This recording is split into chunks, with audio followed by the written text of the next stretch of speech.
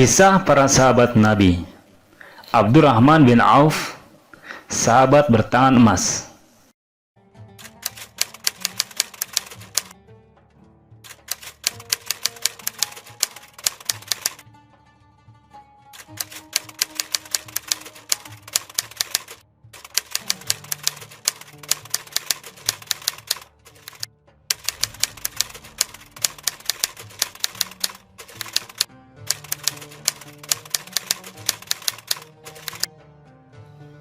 Abdurrahman bin Auf termasuk dalam kelompok sahabat as-sabiqun al-awwalun.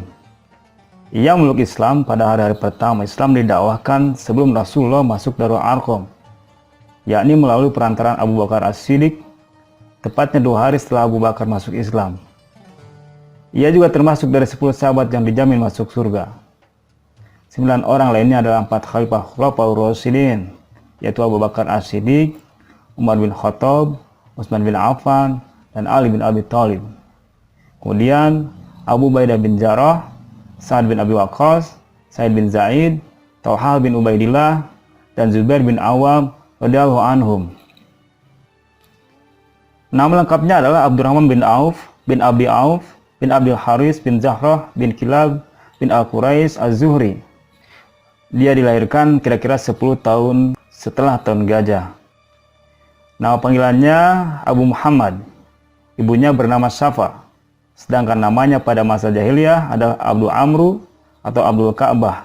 Kemudian setelah masuk Islam, Nabi SAW memanggilnya dengan nama Abdurrahman.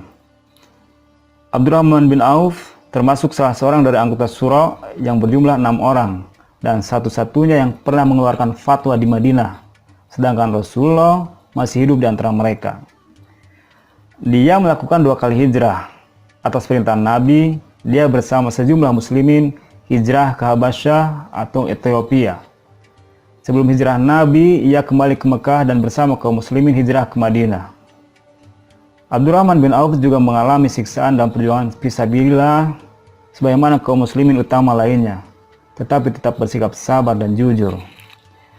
Pada waktu Rasulullah mempersaudarakan kaum muhajirin dengan Ansor setelah hijrah ke Madinah, Abdurrahman bin Auf dipersaudarakan dengan Sa'ad bin Rabi al-Ansari. Suatu kali Sa'ad berkata kepada saudara barunya, "Saudaraku, aku adalah penduduk Madinah yang terkaya. Aku punya 2 kebun dan 2 istri. Pilihlah kebun mana yang kau suka dan istri mana yang kau mau.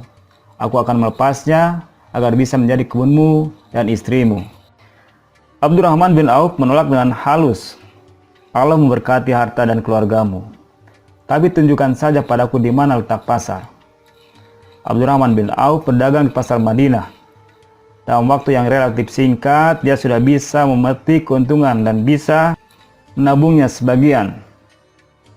Ketika simpanannya telah dianggap mencukupi untuk mahar, maka dia menikah. Usai menikah, Abdurrahman menjumpai Rasulullah.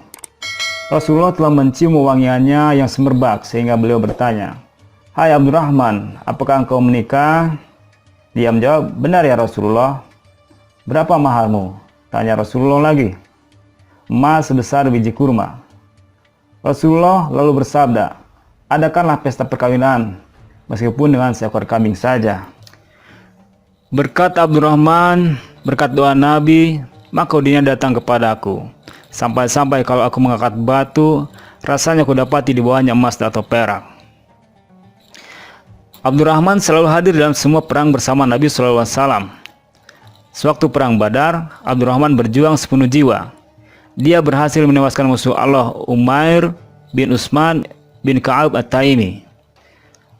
Pada perang Uhud, dia termasuk orang yang bertahan di medan tempur bersama Nabi dan beberapa sahabat.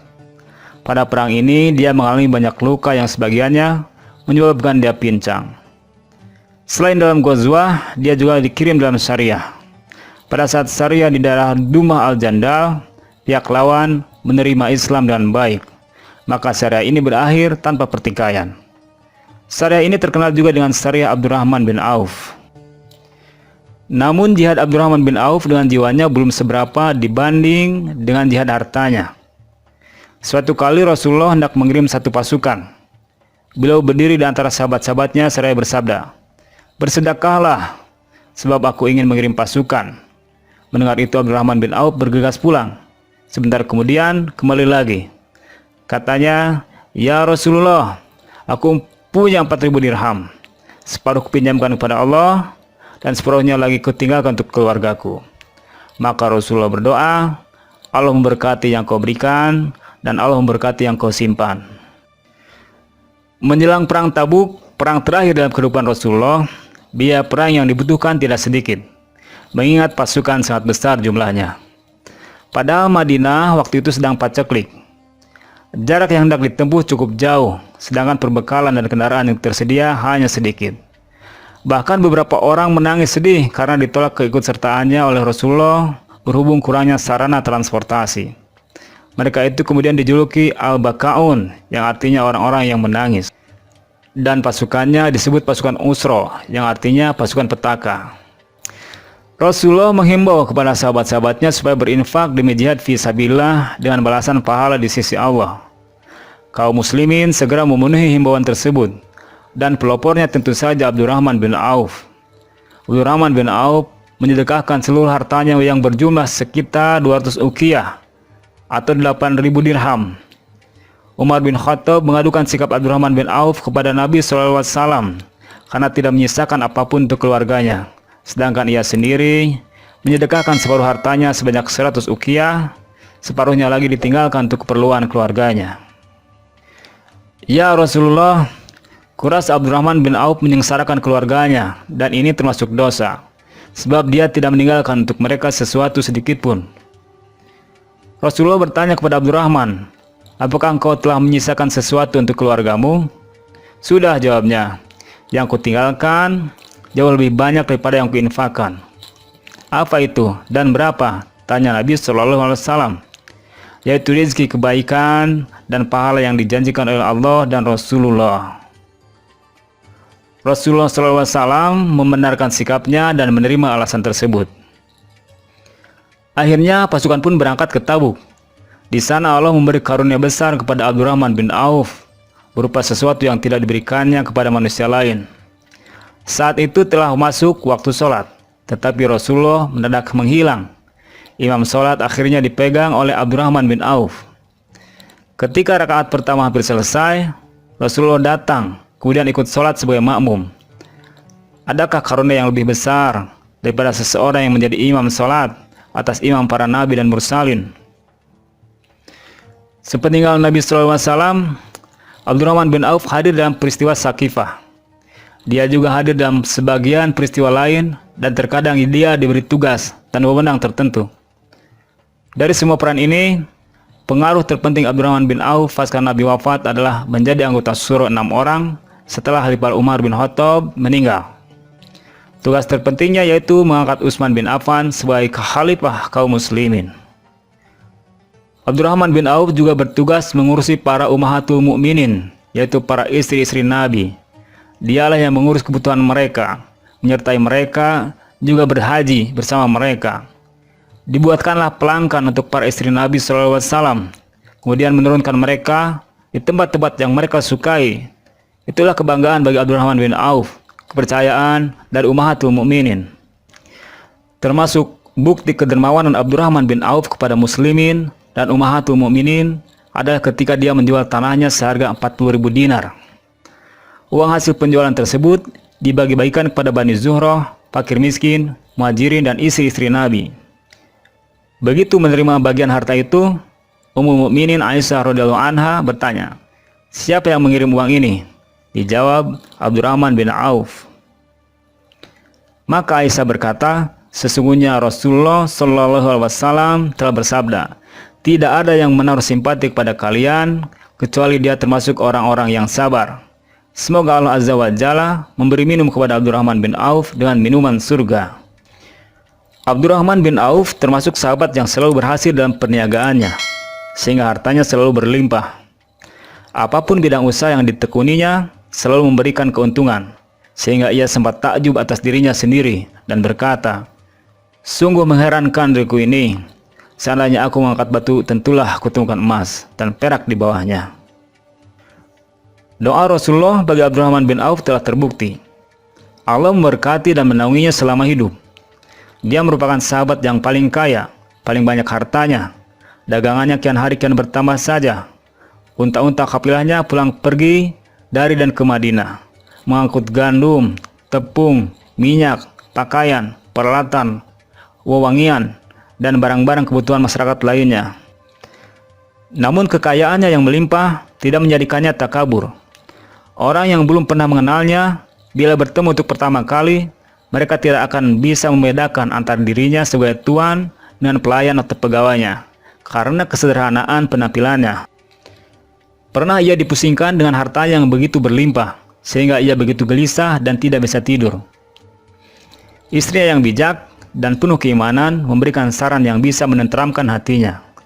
Sang istri berkata, "Hendaknya hartamu engkau bagi 3. Dengan sepertiganya, engkau carilah saudaramu seiman yang berhutang dan lunasilah hutang mereka. Sepertiganya lagi, carilah saudaramu seiman yang memerlukan uang dan berilah mereka pinjaman. Dan sepertiganya lagi, engkau pakai sebagai modal perniagaanmu." Abdurrahman bin Auf sangat dermawan dan sangat memperhatikan dakwah Islam. Pada suatu hari, kota Madinah bergetar karena kedatangan kafilah Abdurrahman bin Auf yang berjumlah 700 ekor unta penuh muatan. Iring-iringan tersebut menimbulkan suara gemuruh sehingga Ummul Mukminin Aisyah radhiyallahu anha bertanya heran, "Suara apa itu?" Seseorang menjawab, "Suara kafilah Abdurrahman bin Auf." Kata Aisyah, "Allah memberkati semua yang telah diinfakkan di dunia, pahalanya di akhirat pun lebih besar. Aku mendengar Rasulullah bersabda, Abdurrahman akan memasuki surga sambil merangkak." Sebelum rombongan kafilah itu sempat melepas lelah, Abdurrahman telah mendengar tentang perkataan Ummul Mukminin. Berita gembira tentang surga itu membuat dia langsung menjumpai Aisyah. Tanyanya, "Wahai ibu, apakah Anda mendengar sendiri kata-kata itu diucapkan Rasulullah?" "Benar," jawab Aisyah. Bahagia benar hati Abdurrahman bin Auf. Katanya, "Kalau bisa aku ingin memasukinya dengan sendiri. Jadilah saksiku ibu, bahwa seluruh unta tersebut beserta muatannya kuinfakkan untuk perjuangan fi sabilillah." Sejak saat itu, Abdurrahman bin Auf, orang yang mendapat berita tentang surga, semakin pemurah dalam berinfak. Tanpa rasa sayang, dia selalu membagi-bagikan hartanya, secara diam-diam maupun terang-terangan. Pernah dia membagikan 40.000 dinar, bersedekah 200 pon emas, juga menyumbang 500 ekor unta untuk jihad.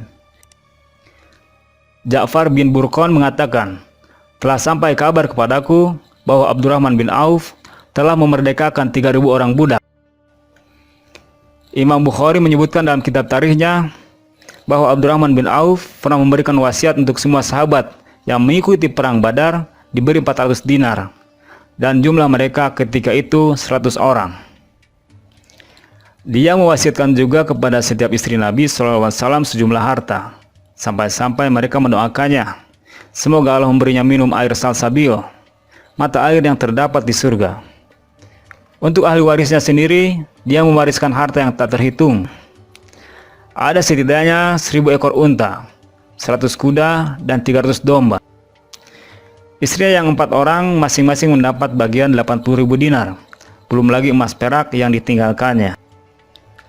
Semua itu karena karunia doa Rasulullah supaya dia mendapatkan harta yang penuh berkah. Bagusnya, harta tersebut tidak menggoyahkan imannya. Suatu hari Abdurrahman bin Auf diberi makanan, padahal dia sedang berpuasa.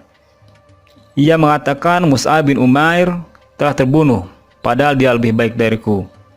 Akan tetapi, ketika dia meninggal, tidak ada kafan yang menutupinya selain burdah. Apabila kain itu ditutupkan di kepala, kakinya menjadi terlihat. Dan apabila kakinya ditutup dengan kain itu, kepalanya menjadi terlihat. Demikian pula dengan Hamzah. Dia juga terbunuh, padahal dia lebih baik dariku. Ketika meninggal, tidak ada kafan yang menutupinya selain burdah. Aku khawatir pahalaku telah diberikan seluruhnya di dunia ini." Kemudian dia menangis, terseduh-seduh dan tak mau makan lagi. Keutamaan Abdurrahman bin Auf diantaranya, walaupun memiliki harta yang banyak dan menginfakkannya di jalan Allah Azza wa Jalla, namun dia selalu mengintrospeksi dirinya. Abdurrahman bin Auf pernah mengatakan, "Kami bersama Rasulullah SAW diuji dengan kesempitan, namun kami bisa bersabar. Kemudian kami juga diuji dengan kelapangan setelah Rasulullah SAW dan kami tidak bisa sabar. Pada suatu saat Abdullah bin Abbas radhiyallahu anhuma meriwayatkan bahwa Umar bin Khattab pergi ke Syam. Ketika sampai di Sargin, nama sebuah desa di batas Syam setelah Hijaz, ia berjumpa dengan penduduk Al-Aznad, yaitu Abu Ubadah dan para sahabatnya.